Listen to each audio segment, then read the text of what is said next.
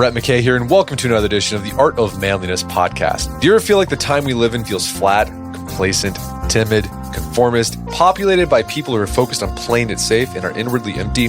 A century and a half ago, the Danish philosopher Soren Kierkegaard felt the same way about the period in which he lived and posited that there are two kinds of ages: the revolutionary, decisive and passionate, and the sensible, rational, and reflective. Here to unpack Kierkegaard's ideas on these two kinds of ages is Jacob Howland, retired professor of philosophy and the author of Kierkegaard and Socrates. Today on the show, Jacob and I first discuss some background on Kierkegaard and his existential philosophy. We then get into the differences between an age of passion and an age of reflection. We discuss how in a passion age, an individual stands as an individual, possesses an energy which focuses on truth and ideals, and has the courage to take bold leaps of faith. While in a reflective age, the individual is subsumed by the crowd, is afraid of public opinion, and gets so lost in analysis and abstraction that he never makes a decisive move. All along the way, we delve into how Kierkegaard's description of his age parallels our own, and Kierkegaard's evergreen call to be an individual, embrace risk, and own your opinions and actions. After the show's over, check out our show notes at awim.is/2ages.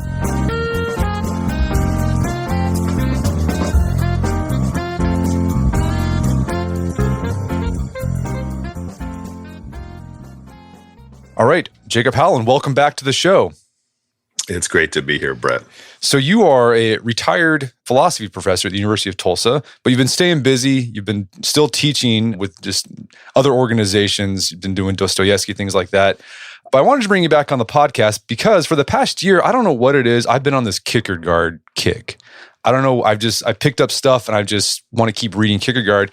And what's interesting about you, you're a Plato guy. You spent most of your career writing about Plato and Socrates, but you've also written a lot about Kierkegaard as well.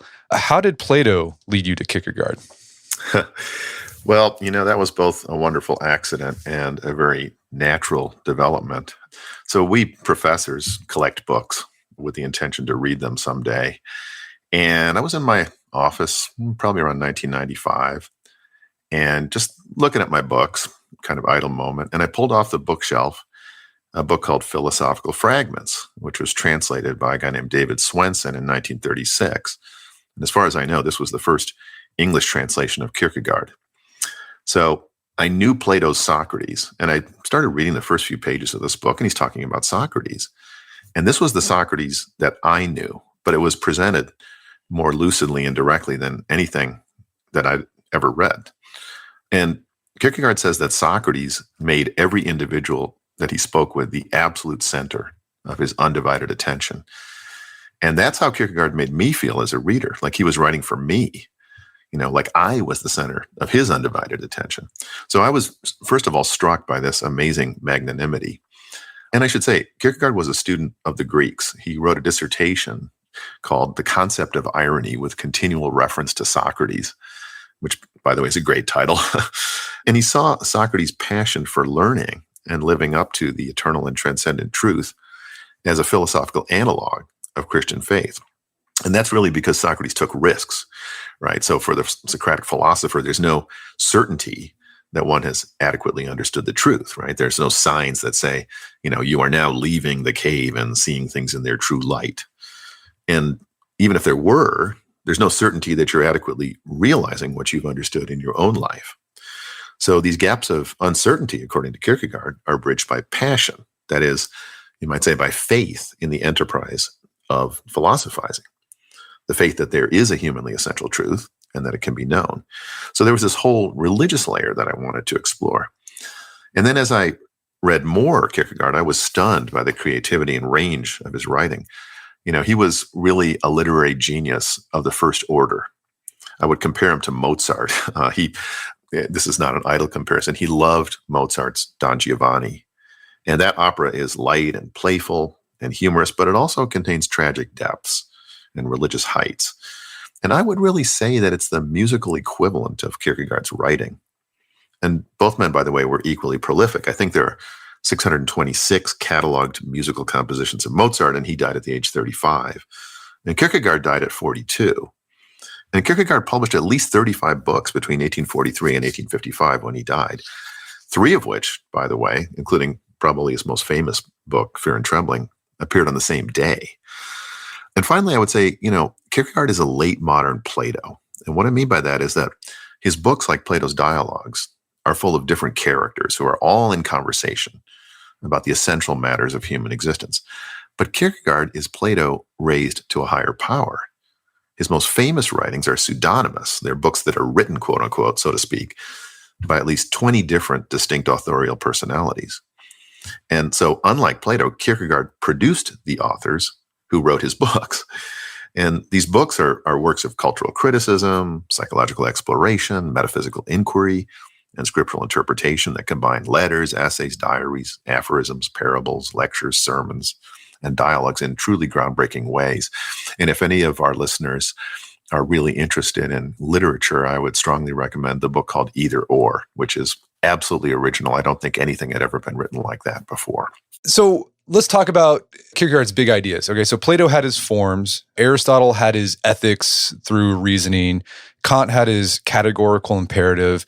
What were Kierkegaard's big ideas? Like, what was he trying to accomplish with his philosophy? And also, like, how is he different from other philosophers?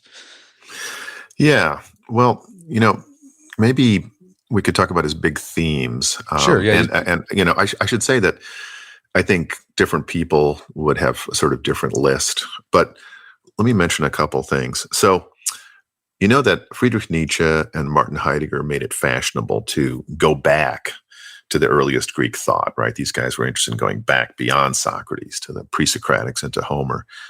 But it was Kierkegaard who really set the stage for this sort of thing. I describe him in my book, Kierkegaard and Socrates, as an archaeologist of the original forms of philosophy and biblical faith, which he found in Plato's Socrates on the one hand, and in Abraham and Jesus Christ on the other. And so Socrates and the Bible both emphasize the freedom and dignity of the individual. Right. I mean, because, the Bible, because of its core teaching that man is made in the image of God, which is sharpened for Kierkegaard by the Christian teaching that God is concerned with each and every individual soul. So Kierkegaard is writing in what he perceived to be, I think correctly, an age of conformity and increasing uniformity. And it's in this context that he tries to recover the importance of what he calls the single individual. And I should also mention, some of his books are like dedicated to that single individual. I'll just use that phrase. So Kierkegaard stands out especially for his understanding of the task of individual human existence and the passion that is required to discharge this task. And because of this focus on existence, on the quality of one's life as an existing human being, he's viewed in the hindsight of the 20th century, when we have Sartre and Camus and so forth, as a Christian existentialist. He presents a distinctive philosophical anthropology and psychology that can, in certain respects, be traced back to Plato. And I could articulate it this way. Human being is both body and soul. And the ensouled body or embodied soul exists in a particular time and place. But it relates to a transcendent truth. So it's a synthesis of the temporal and the eternal, the particular and the universal, freedom and necessity. And holding these together, according to Kierkegaard, is the task of human existence. And here he again looks to Socrates. Socrates holds these together in an exemplary way, right? Not just trying to learn the truth, which he conceived as what Plato called the ideas, but to live by it. And for Socrates, the point is not simply to know the eternal and universal idea of justice, for example, but to be just here and now. And what holds these elements together is passion, the earnestness and focus that Socrates brings to his existence. But Kierkegaard's conception of the truth is not the Platonic ideas, right? Not non-living being, but the living infinite God, or rather what is revealed by God to human beings. And, if you think of Plato's cave image, right, the philosopher comes out of the dark cave of human existence into the sunlit uplands of being and truth. From the religious point of view, that's not going to work. We can't get there on our own. So the truth has to come down, so to speak, into the cave through revelation. Well, so the human being, anyway, if we conceive of the truth as God, as an infinite God, the human being is also a synthesis, besides the other elements I mentioned, of the infinite and the finite. And one of Kierkegaard's great contributions is his psychological analysis of the conditions that we experience because of the misrelation of these elements. He analyzes anxiety and despair. He has a book called The Concept of Anxiety and a book called The Sickness Unto Death, where he analyzes despair and the depression and the rage that these conditions, which he claims afflict all human beings, by the way, produce as a misrelation of these elements. That is the finite and the infinite, time and eternity, universality and particularity, and freedom and necessity. This is all spelled out in a terrific book that I know you're familiar with called Sickness Unto Death. And he says in that book that when despair is completely rooted out, the self rests transparently in the power that established it. Right? So that kind of transparent resting is the goal. And finally, I should mention one other thing, and that's his idea of indirect communication. So what matters for Kierkegaard is the inner appropriation of the truth. And that is a zone of silence. Because, I can tell you, for example, I can say, Brett, God is love. But what does this mean? And how do you, in particular, understand it? Now here, there isn't even any question of objective correctness. I can't look inside your soul to see if you've grasped the idea that God is love correctly. And it's not even clear what that would mean. That's a question for each existing individual to answer. And the individual does so in the life that he or she leads. So Kierkegaard's concerned with subjectivism. Like, it's the subjective experience. So he doesn't, okay, we've got to be clear about this. He doesn't think there's like subjective truth, right? He believes there's an objective truth out there. What Kierkegaard is concerned with, and correct me if I'm wrong with this, what he's concerned with is your relation to that truth. Like, are you actually trying to live up to that truth in your own personal interior life? Exactly. And so I wouldn't, the word subjectivism is a very loaded word because Yeah. It makes people think of sort of relativity and so forth. There's a passage in the sequel to Philosophical Fragments, which is actually kind of a joke. That is the book that's the sequel is kind of a joke. It's called The Concluding Unscientific Postscript to Philosophical Fragments. And the joke is that book is like 4 times longer than Philosophical Fragments, right? It's supposed to be a postscript. But in that book, he makes it absolutely clear that he believes in an objective truth.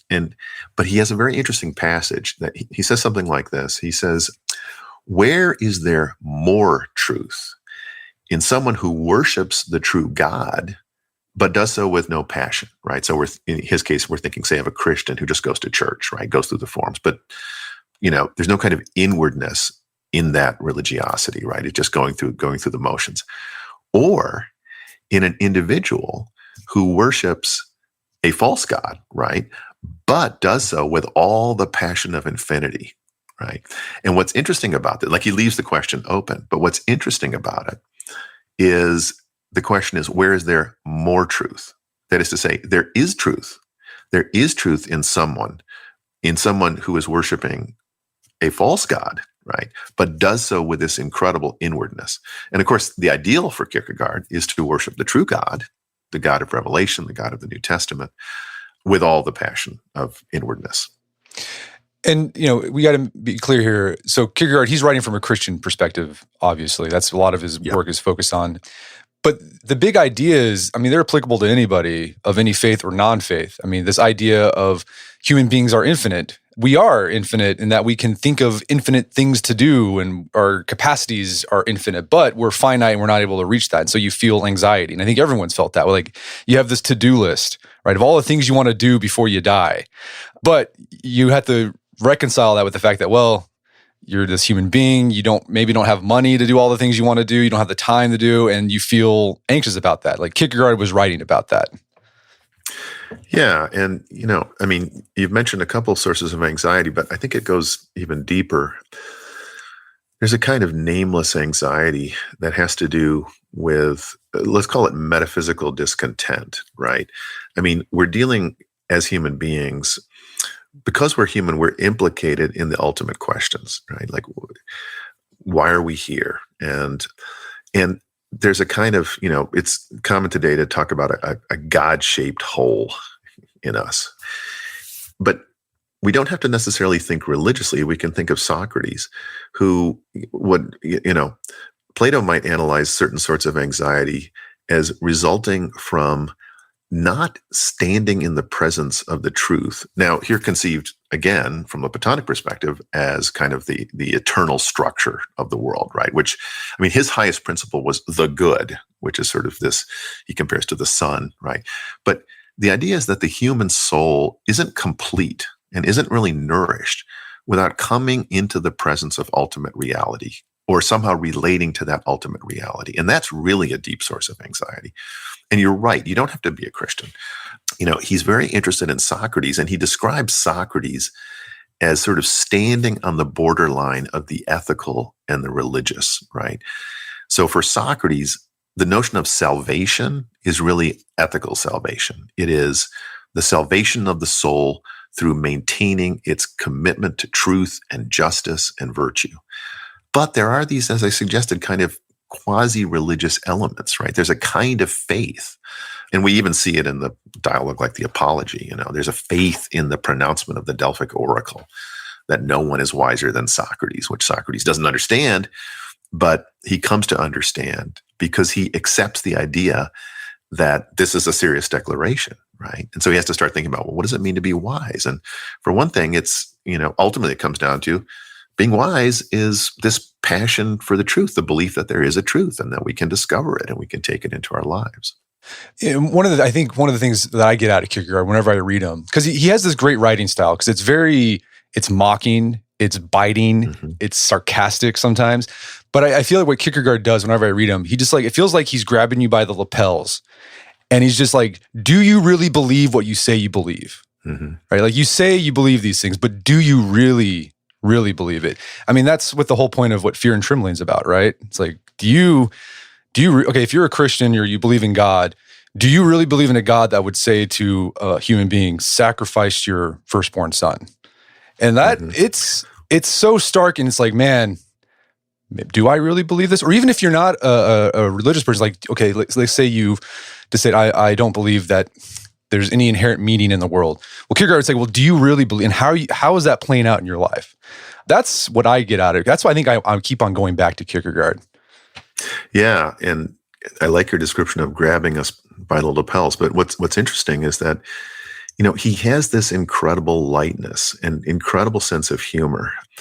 You can compare him with Nietzsche in a number of ways, but Nietzsche talks about philosophizing with a hammer. Kierkegaard doesn't really philosophize with a hammer, except that's the effect on the reader. So, for example, when you talked about grabbing by the lapels, in the book Either Or, it begins with a little parable. It's not even a little story that really has religious meaning, okay? And so it's a little story about the editor of the book who bought this writing table, and he loved this writing table, and he put money in one of the drawers of the writing table. And one morning he was going to go on a trip, and the coach was outside and it was blowing its horn, and he couldn't get the money drawer open. So he got angry at the writing table, and he took a hatchet and he banged the writing table with a hatchet. But the money drawer didn't open, but another drawer popped open, and it contained the papers of two characters that he calls A and B. And then those are supposedly the book that is called Either Or. It's the papers edited by this guy. But what's religiously significant about this is the banging on the desk with a hatchet. And this becomes a symbol of, human beings need to be hit over the head sometimes, this external blow. And that blow is a religious blow, right? I mean, we can think of Abraham leading Isaac up the mountain to sacrifice him. It's this sort of being stunned. And that is what Kierkegaard wants to do because, and I'll talk about this a little later, he looked at his age and he said, these people are complacent, They're sort of these bourgeois Christians who if you ask them, like, he's got one passage, he says, a man says to his wife, am I a Christian? And she says, well, of course you are. You were born in a Christian country. The king is a Christian. Your parents were Christian. You've been baptized. You're a Christian. But you see, that's very external. The issue is, are you inwardly a Christian? Do you believe, as you said? Yeah, and Nietzsche picked up on this as well. I mean, that's what he meant by God is dead. It wasn't necessarily that he thought that people externally said they don't believe in God anymore in the 19th century. They acted like they'd go to church. They would say, I believe in God. But like he says, really, if you actually look at how they behave, they really don't believe in God. They rely on science or whatever to explain reality for them. Right. It's not an animating principle of their existence. So listen, I want to talk about one specific work of Kierkegaard, because the thing about Kierkegaard is you read his stuff, sometimes it can be kind of hard to read.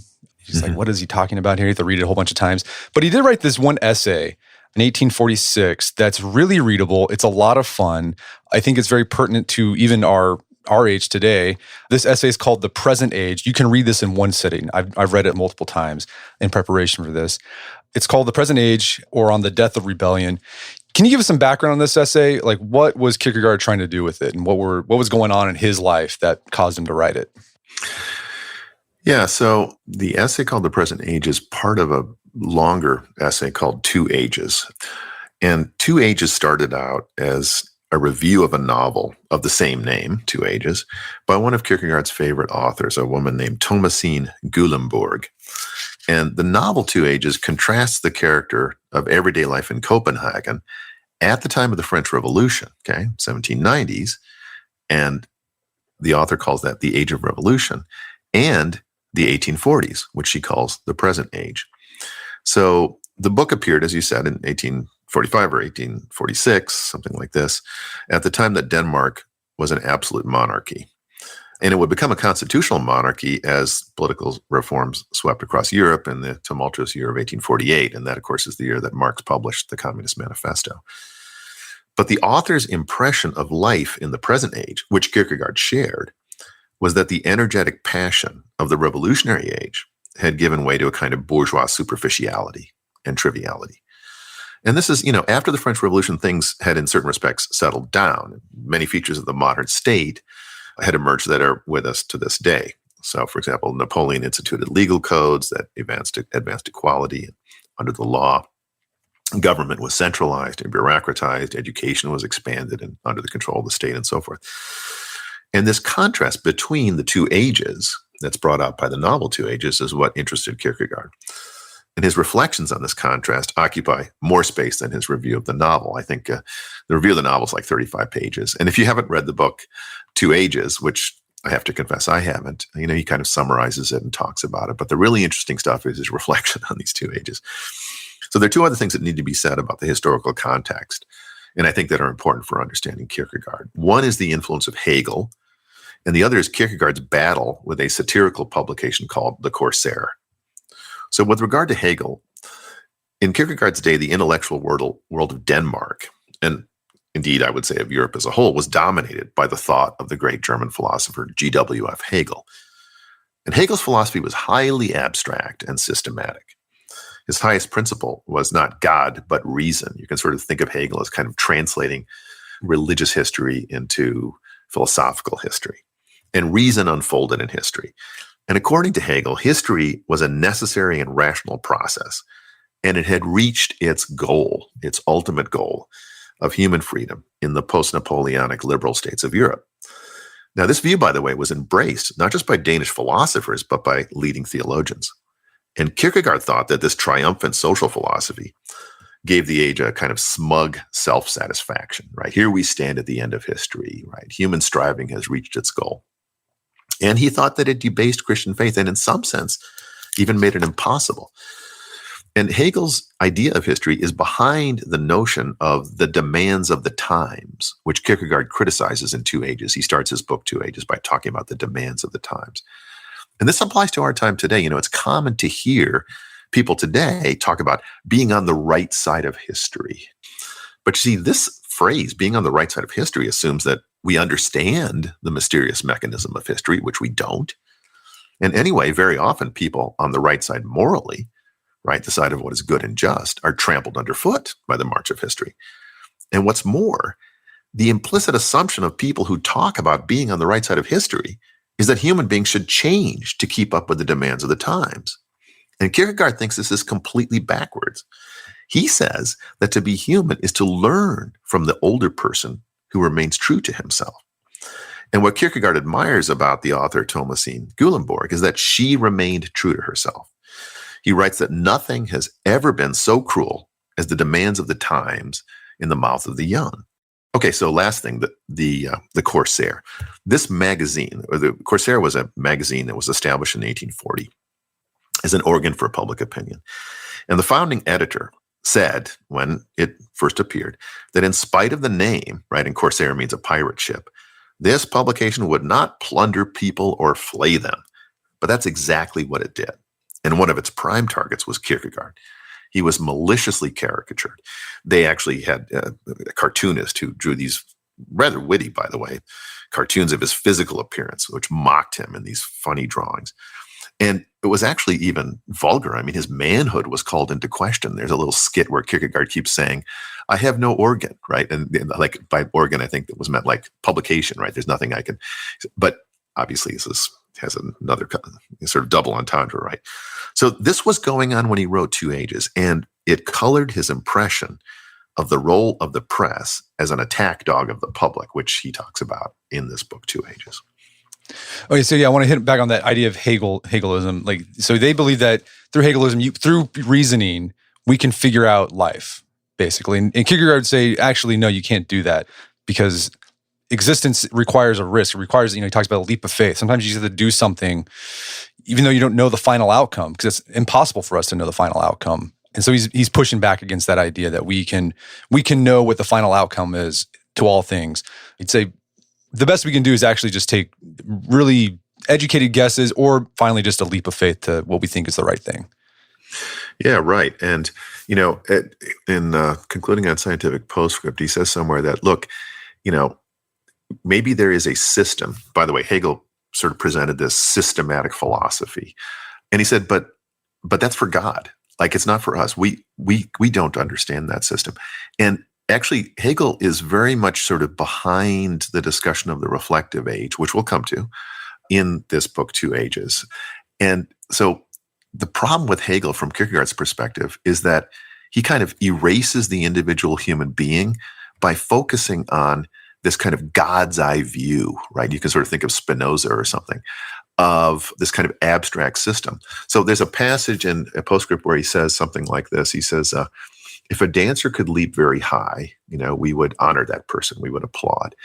But if someone thought he could defy gravity, right, and never come back down, then they would be subjected to laughter. And then he says, and that's maybe where the system will finally find its true readers, on the moon, right? In other words, it's not, this is a philosophy. Like if you're taking a sort of God's eye perspective, you can have this knowledge, but existing human beings need to live.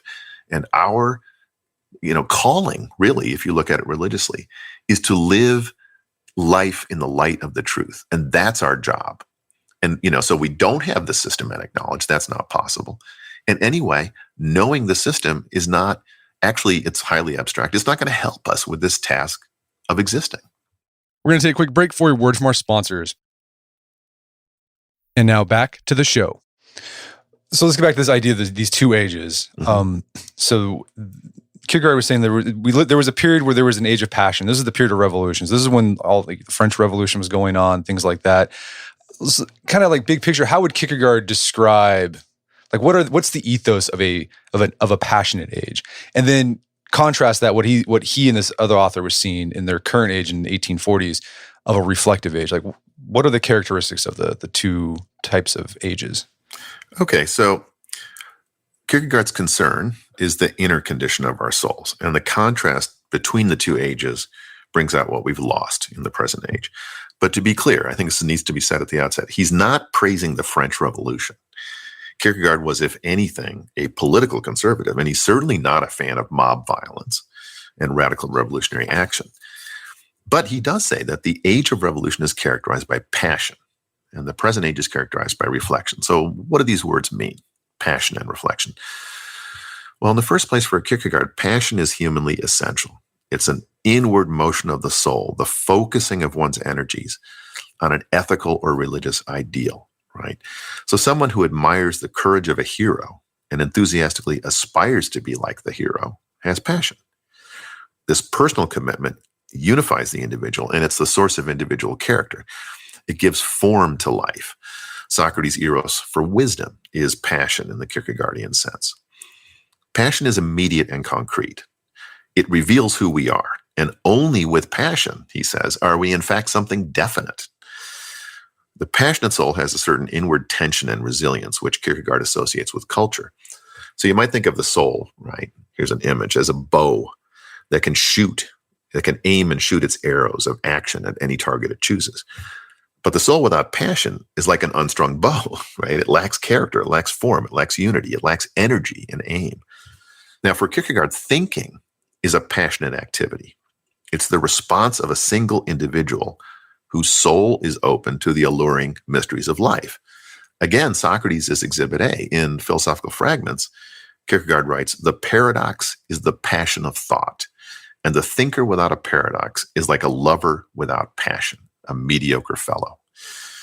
So Kierkegaard says the present age is a passionless age and an age of reflection. Okay, well, what does he mean by reflection? In the first place, reflection is thought that is untethered from passion, and it's therefore unfocused and idle. Reflection wanders in the realm of possibility, but it never translates into actuality. Kierkegaard taught Latin for a time. It was the only job he ever held for a year or two, teaching Latin to high school kids. And his writing is full of grammatical analogies.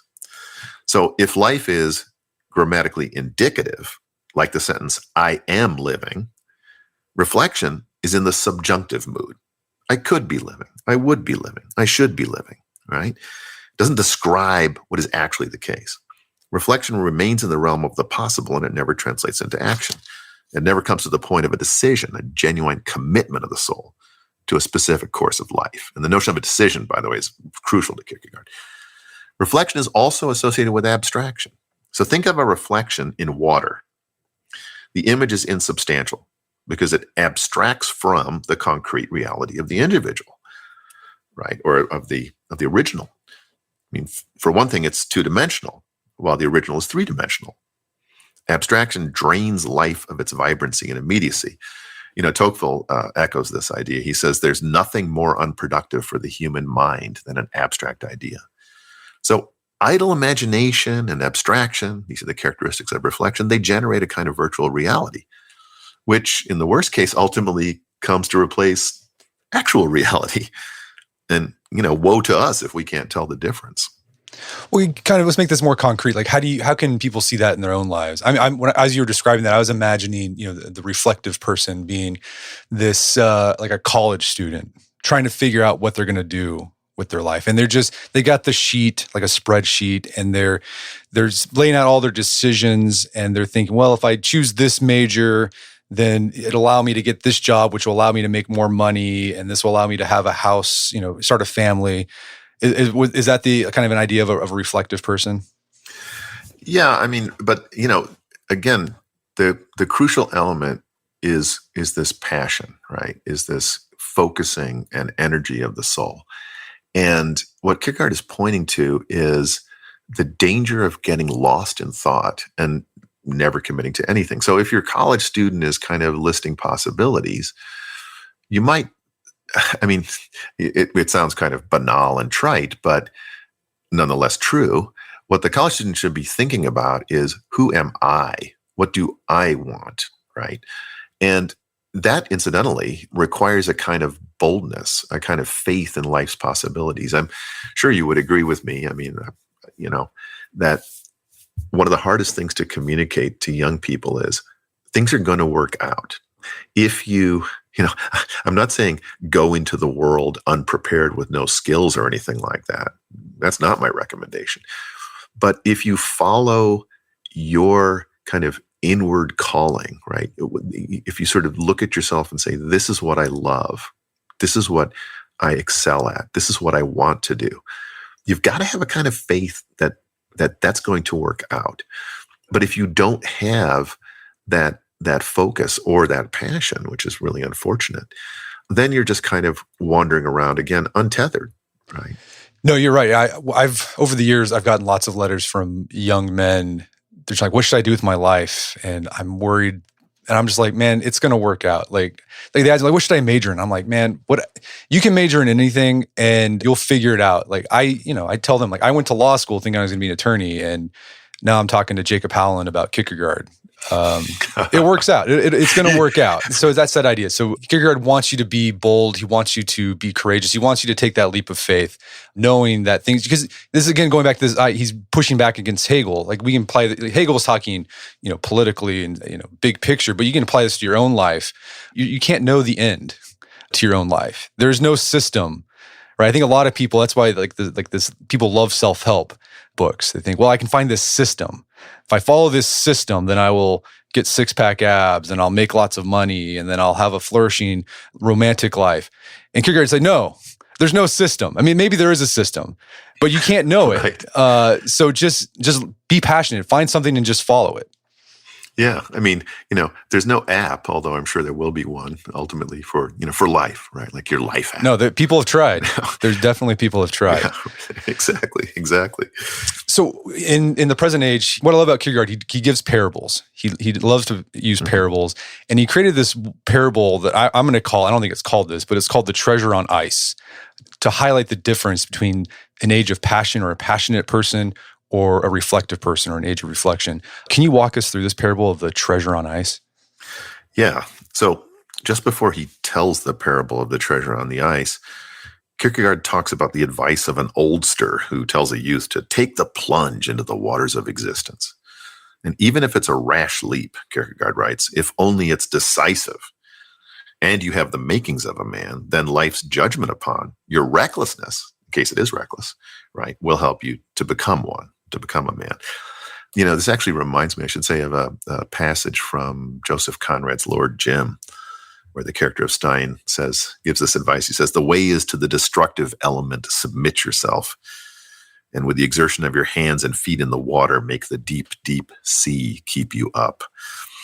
Anyway, the parable of the treasure on the ice extends this image, right, of jumping into the water to the ultimate degree. So in the parable, the water has become life-threateningly cold. But the treasure that stands out on the thin ice is enormously valuable.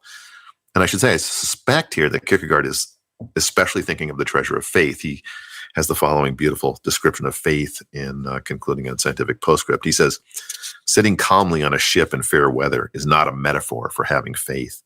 But when the ship has sprung a leak, then enthusiastically to keep the ship afloat by pumping and not to seek the harbor, that is the metaphor for having faith. While the understanding, like a desperate passenger, stretches its arms toward land, but in vain, faith works victoriously in the depths. Joyful and victorious, against the understanding, it rescues the soul. Well, anyway, in a passionate age, people would cheer the skater who goes out on this thin ice to obtain the treasure. And the onlookers would admire this daring man, and they would be humbled in the comparison with him, and they would be ethically encouraged to follow his bold example. But in a reflective age, on the other hand, everyone would agree that it's foolish and ridiculous to take risks to obtain the treasure. But then an expert skater, an exceptionally skilled skater, would get the idea of skating very close to the thin ice and turning at the last moment before he falls in. And so Kierkegaard says, thus an inspired venture would be turned into an acrobatic stunt, and actuality would be turned into a theater. Now, he says the audience would cheer for the skater, but even in cheering for the expert skater, they would secretly suppose that the stunt wasn't so great after all, and that they could have done the same. So they would admire socially what each one privately regards as trivial. And I think, this parable captures some essential things about our age. First of all, it's cowardly small-mindedness. Today we call it safetyism. Everyone must be protected above all else, even from supposedly harmful emotions. And Kierkegaard says that the highest prudence sometimes requires acting contrary to prudence in a narrow, calculating sense. So, for example, was Socrates imprudent when at his trial he refused to beg for his life, to pander to the judges? Or was he being true to himself, to his ideal and the goal that both he and Kierkegaard put first and foremost, that is being an individual? What's an individual? An active, passionate, thoughtful center of responsibility. And the parable points out that the passion that makes great things possible has been replaced in our age by reliance on expertise and skill, right? We were joking about the app a couple of minutes ago, the life app, as if there's a formula, a technique, right, that could replace passionate commitment. And it also underscores the exhibitionism that's characteristic of our age. The skater who wants to be admired more than he wants the treasure.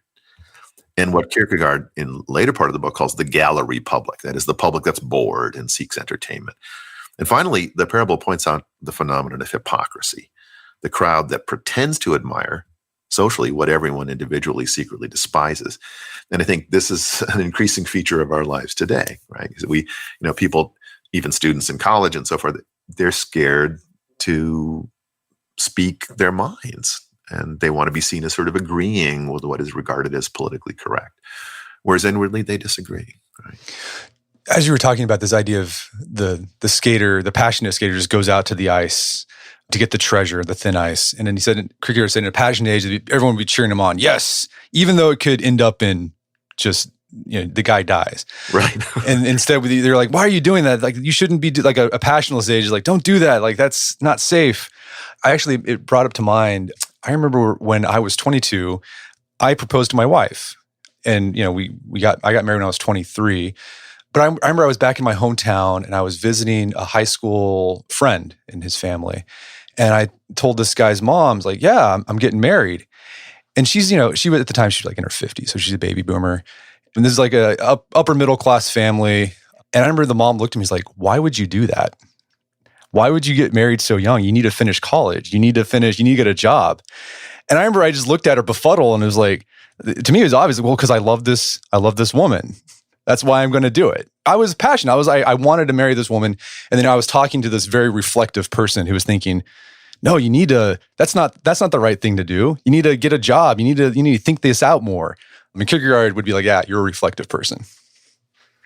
Yeah, I think that's right. And just, it's interesting because I got married at the age of 21 and went off to grad school. And I sort of encountered the same thing. People say, well, why would you get married? And then we had kids. I'm like, oh, isn't it a bad idea to have kids if you're in graduate school? Actually, it was great because, my wife got a job and she would work and I would take the kids. One kid at the time I was writing my dissertation, I would take him off to preschool.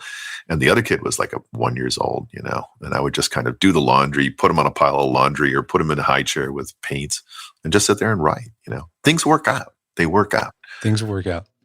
Also, and now like going back to taking with this marriage example, now the reflective age would say, okay, you can get married, but like you need to have skills. You need to hire an expert. You got to find a marriage coach. Like there's coaches for everything. I don't know if you're on social media a lot, Jacob. No, I am not. But there's been this proliferation of coaches for every facet of human life. There are marriage coaches. There are productivity coaches. I saw like an infidelity coach. So it's like a coach to help you navigate infidelity.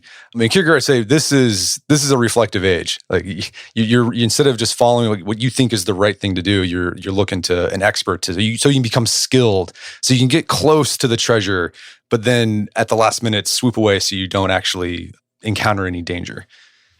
Yeah, that's right. And as you were speaking, I'm reminded of Nietzsche writes in a wonderful short book, which is, I think, maybe the best introduction to his thoughts, called On the Advantage and Disadvantage of History for Life. And he says that in the modern age, like part of the problem of passion is like we don't trust our instincts. We don't even know what we should feel. By the way, I think this is quite Kierkegaardian, but it also describes our age as well, because we're so confused by thinking and by sorts of this kind of realms of abstraction that we're just not even sure how we should respond to things. And so if you don't actually know how to feel, or you're so out of touch with your own feelings and desires that, you don't trust them, then I think maybe you do need coaches, Right. It's also, as I was reading The Present Age and reading about the parable of the treasure on ice, I know this might seem like trivial and trite and banal and not interesting, but I see this reflective in the state of American professional baseball today. I don't know if you've been to a baseball game or watched baseball. It is so boring. I went to a Drillers game last year, Tulsa Drillers game, and it was the most boring. There was like no fielding, there was no base stealing, it was just everyone was trying to hit a home run. And I was like, what is going on here? Because the game almost went to extra innings. And this past year, I've been seeing more and more articles coming up, people writing about the game of baseball. And it's this sabermetrics. That's one of the reasons people think baseball is so boring, is that it's just completely statistic driven. And so you don't see players doing what was like risky stuff, stealing bases, stealing home, bunting. You're not seeing fielding anymore, because baseball now has this system that can tell you exactly what you need to do to win the game. And it's taken the fun out of the game. Yeah, my wife told me that she was speaking with my son, who's a big soccer fan. And He said that the game is no longer beautiful, that it's, they're constantly sort of stopping and looking at the replays to see, was this guy fouled? And there are new rules, the defenders have to keep their hands behind their back and no one's making any contact. And it's, so I haven't been to a ball game for years. I did see the Drillers maybe last 5 years ago or something like that. I used to be a big baseball fan. But I think I know it's a trivial example, but I think it shows like how prevalent this idea of reflection. It can even color sports. And for us, sports can be, it's this medium that we use to express, passion. That's what you think sports is about. Mm-hmm. But because of different incentives, and it's a lot of just money is the main driver, we've turned it into a reflective sport, which it's not as fun. It's not as fun. Yeah, for sure. Yeah, Kierkegaard's all about risk. If there's no risk, then it's not fun. It's not enjoyable. So one of the things Kierkegaard thought was part of this reflective age was this thing he called leveling. And I think the best way to describe leveling, it's just basically this subsuming of the individual into the crowd. There's this dynamic going on of equalizing and homogenizing so that no one stands out, no one can be special. And Kierkegaard thought it was driven in part by the press, because the press can be used to cut people down to size. And just by sort of this abstract notion of the public and public opinion. And so instead of doing their own thing, having their own opinions, people just sort of default to groupthink because they're afraid of being leveled. What did Kierkegaard think was behind this leveling process? Well, envy is crucial to this. So, and as you said, Kierkegaard can be difficult. And one of the most difficult things in this essay about the present age is, he says, reflection's idea is envy, right? So that's a strange statement. And what does it mean? Well, envy is a kind of malicious grudging and discontent at the sight of another's excellence and good fortune. Envy wants to tear down the good to ensure that another person doesn't enjoy the good. And you see, that's the effect of reflection. The reflection is critical and deconstructive. It's negative. It disillusions and disenchants, and that disillusionment destroys action. Reflection raises doubt. Doubt paralyzes and blocks our energies. And reflection, Kierkegaard says, always gives one an out, an excuse for not making any decision. It analyzes everything. It dissects it. It holds it up to inspection. If you do that to a living thing, by the way, the analysis and cutting it open, you kill it. And in a way, reflection does the same thing. It uproots what's grown organically and the stories we live by. So the effect of all this is to substitute this virtual world of fantastic abstract thought for the actual world. And we end up being unable to distinguish our fantasies from reality. So Kierkegaard says that reflection's envy turns into ethical envy. That is, censorious envy and meanness directed at other people. I think there's some deep psychological mechanism at work here. Kierkegaard doesn't really spell this out, but he gives us hints. So my own sense of it is this. Aristotle rightly connects happiness with activity, with realizing our human potentialities. And those who are paralyzed by reflection are to that extent unhappy. And when these people encounter individuals who aren't paralyzed, who are active and energetic and confident and flourishing, they actually experience it as a kind of affront, an insult, even if they don't recognize this. And so reflection's envy goes to work. They find much to criticize, and they're sure to be joined by a chorus of other impotent people like themselves. And Kierkegaard says the effect of this phenomenon is to make people fear even more than death, he says, the judgment of others, which is called down on us just by being ourselves, just by being individuals. So the ancient Athenians had a practice called ostracism, which was, among other things, an outlet for envy. And so there's a story about a guy named Aristides. He was known as Aristides the Just. And they had an ostracism, and Aristides was sitting next to a guy who didn't recognize him. And he was ostracized. And Aristides turns to him and he said, "You voted to ostracize Aristides. Why did you do that?" And the man said, "Because I'm so tired of hearing him called the just." Right? But Kierkegaard says, the one who envied and voted to ostracize for that reason, right, for a reason like he's called the just, knew that the person they were ostracizing was excellent. Okay, to kind of sum up where we've been so far, Kierkegaard thinks there's two types of ages. There's an age of passion and an age of reflection. In an age of passion, people are in touch with the energy of their soul. It's sort of like this bow It's like the tension in a bow where they aim their energy at an ideal and then they give their whole self over to truth and to purpose. And a person's passion is what unifies a person's character. It's what unifies the infinite and the finite within them. But then in a reflective age, people get lost in thought. They never move into action. They get stuck in abstraction. They never come to any real decision. They don't commit to certain outcomes in life. And then in this reflective age, there's also this leveling process going on where people lose their individual selves in the crowd. People are afraid of standing out. They're afraid of others. They're afraid of the public hammering them down or ostracizing if they try to stand out. But then they're also envious of people who are able to escape the pressures of the reflective age and stand as individuals. So that's kind of, Kierkegaard's idea that he set up. Did Kierkegaard have an idea of what caused this passionless age? I mean, what did he think? What was going on in Denmark in the middle of the 19th century where, it was just kind of like, meh, boring, flat, complacent? What was going on? Well, this is a big question to which I really can't do justice, but maybe I can point us in the right direction. So in the first place, passion requires a kind of enchantment, like that which the beloved produces in the lover. But the present age is marked by disenchantment and disillusionment. And I think, to some extent, this is one of the effects of modern science and philosophy.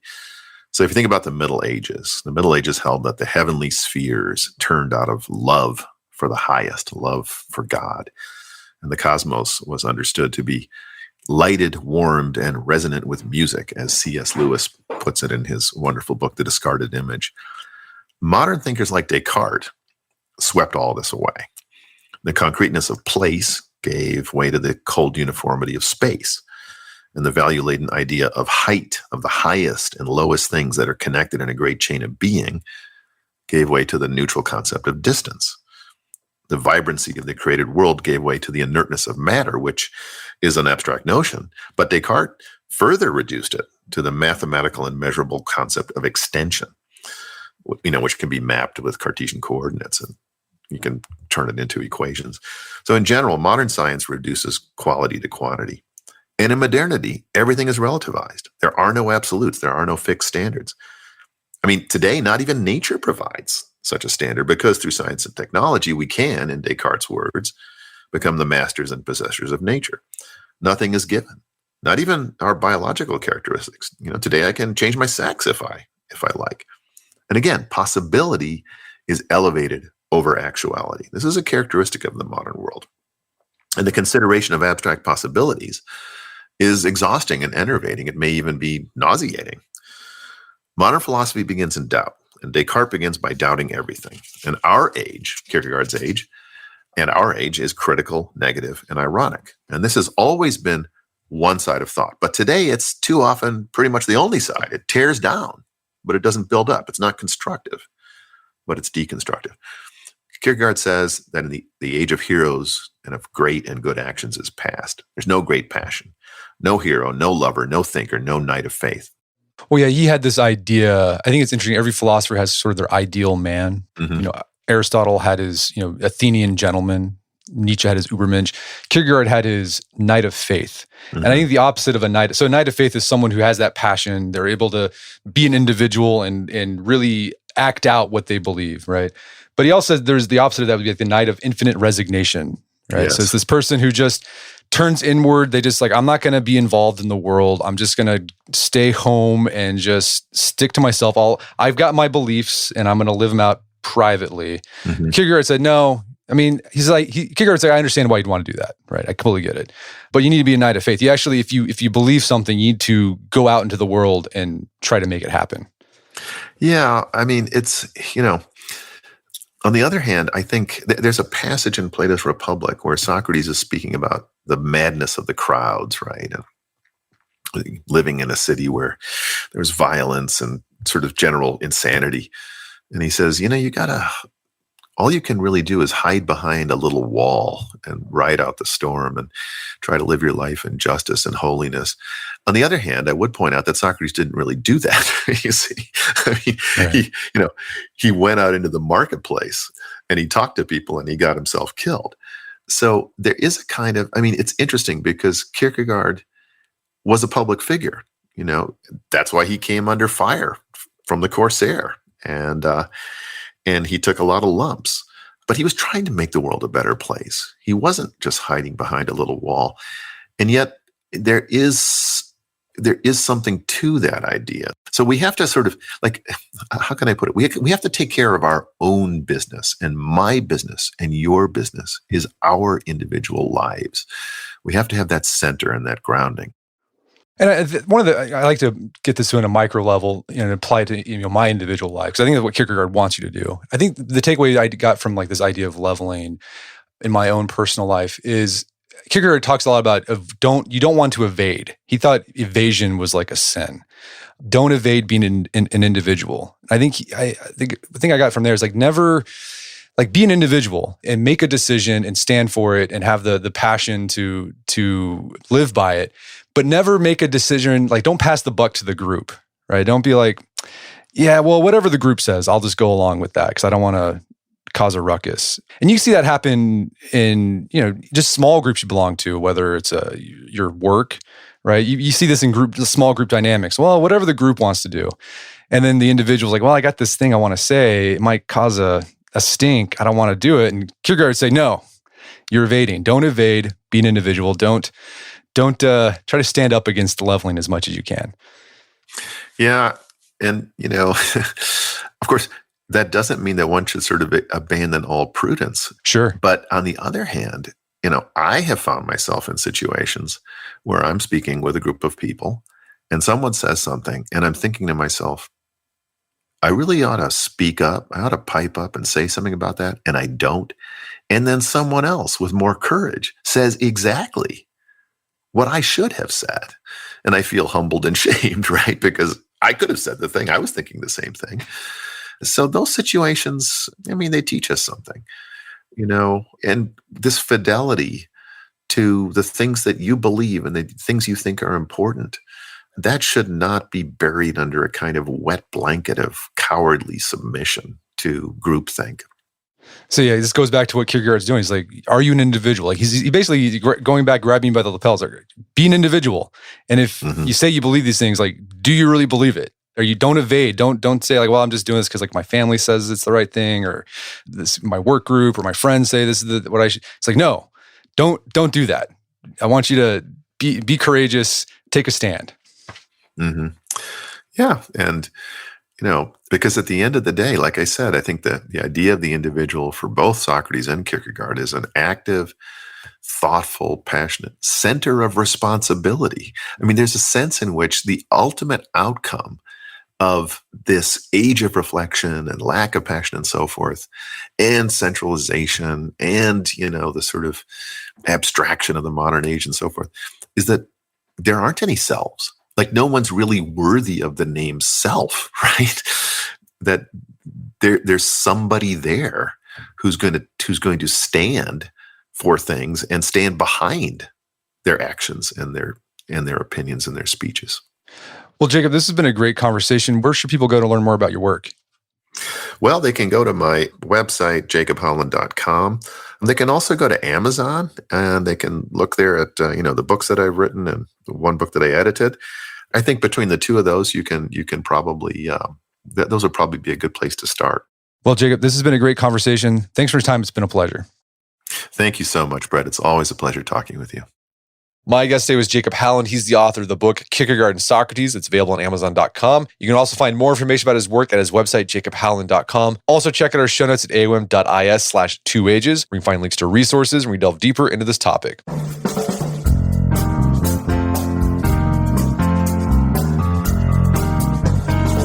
Well, that wraps up another edition of the AOM podcast. Make sure to check out our website at artofmanliness.com, where you find our podcast archives, as well as thousands of articles written over the years about pretty much anything you think of. And if you'd like to enjoy ad-free episodes of the AOM podcast, you can do so on Stitcher Premium. Head over to StitcherPremium.com, sign up, use code Manliness at checkout for a free month trial. Once you're signed up, download the Stitcher app on Android and iOS, and you can start enjoying ad-free episodes of the AOM podcast. And if you haven't done so already, I'd appreciate if you take 1 minute to give us a review on Apple Podcasts or Stitcher. It helps out a lot. And if you've done that already, thank you. Please consider sharing the show with a friend or family member who you would think would get something out of it. As always, thank you for the continued support. Until next time, it's Brett McKay. Remind you to listen to the AOM podcast, but put what you've heard into action.